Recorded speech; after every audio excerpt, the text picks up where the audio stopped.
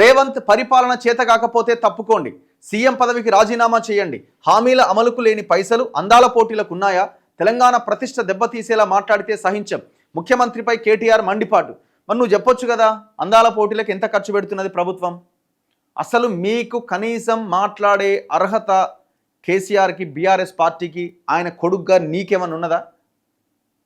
అసలు రేవంత్ రెడ్డి కూడా లేదు. ఎందుకంటున్నా ఈ మాట అంటే, గంత ఓపెన్గా బయటకు వచ్చి దర్జాగా మాట్లాడుతున్నారు ప్రెస్ మీట్లు పెట్టి. ఈ తెలంగాణను మొత్తం మోసం చేసిన గజ దొంగలు. మరి మీ సో ఏమైంది? మేము ముందు నుంచి చెప్తున్నాం కదా, అరే నాయన, లక్షల ఎకరాల భూమి కొల్లగొట్టబడ్డది తెలంగాణలో.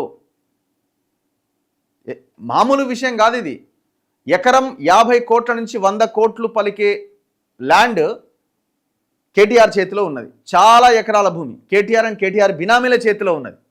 మొన్న జరిగిన బీఆర్ఎస్ మీటింగ్కి ఒక 10 మంది రియల్ ఎస్టేట్ మాఫియా దగ్గర నుంచి, వీళ్ళకి సంబంధించిన మనుషుల దగ్గర నుంచి 150 కోట్లు వెళ్ళి సేకరించారు. 150 కోట్లు సేకరించి ఆ మీటింగ్ పెట్టారు. జస్ట్ ఒక 10 మెంబర్సే. మరి రేవంత్ రెడ్డి ఏం చేస్తున్నాడు? మీ హైకమాండ్ ఏం చేస్తున్నది? ఇప్పుడు మిమ్మల్ని అంటున్నాడు ఆయన, నీకు పరిపాలన చేత కాకపోతే తప్పుకో అని. అసలు ఆయన అర్హత లేనోడికి మీరు ఆ అర్హతను మీరే కల్పిస్తున్నారు. అసలు టోటల్ తెలంగాణలో మొత్తం 10 ఏళ్ల కాలంలో పెట్టిన అప్పు ఎంత? 7 లక్షల కోట్లు. మీరు ఫస్ట్ సమాధానం చెప్పు.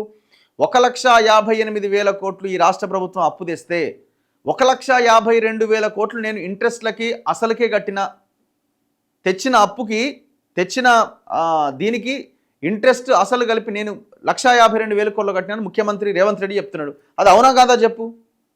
ఎవరి హయాంలో తెచ్చిన అప్పులో, ఎవరి హయాంలో తెచ్చిన లోన్లో చెప్పు. ఇది మాట్లాడు. మీరు రేవంత్ రెడ్డి మాట్లాడింది ఎవరు స్వాగతించట్లేదు, ఉద్యోగ సంఘాల మీద, ఉద్యోగుల మీద. కానీ అదే సమయంలో మీకేం అర్హత ఉన్నది? ఏమన్నా మాట్లాడితే ఉద్యోగులు మాట్లాడాలా? వాళ్ళు ఏమన్నా కౌంటర్ ఇవ్వాలా ముఖ్యమంత్రికి? నువ్వెవడి కౌంటర్ ఇవ్వడానికి? అసలు నీకేం సంబంధం?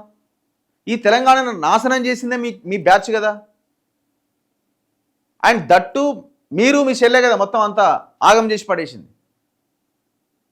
రేవంత్ రెడ్డికి కొంచెమైనా చిత్తశుద్ధి ఉంటే ఈ దుర్మార్గులని లోపలేసి, ఆ దుర్మార్గులు కబ్జా చేసిన భూమిని వేలం వేస్తే, ఒక 20% వేలం వేసినా ఈ రాష్ట్రం 5 ఏళ్ళు నడుస్తుంది, 5 years నడుస్తుంది.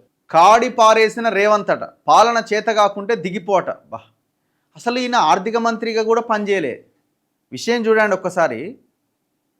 కేటీఆర్ ఆర్థిక మంత్రి కూడా పనిచేయలేదు, ఆయన పార్టీ వర్కింగ్ ప్రెసిడెంట్.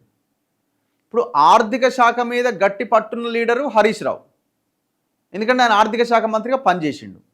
నిన్న బీజేపీ నుంచి ఈటల రాజేందర్ మాట్లాడిండు, ఆయన ఆర్థిక శాఖ మంత్రిగా పనిచేసి ఆయనకు పట్టున్నది. ఈయనకేం పట్టున్నది? ఈయనకి భూములు మింగిన, తెలంగాణను దోపిడీ చేసిన దాంట్లో ఈయనకు పట్టున్నది. మరి ఈయన ఎందుకు మాట్లాడిండు?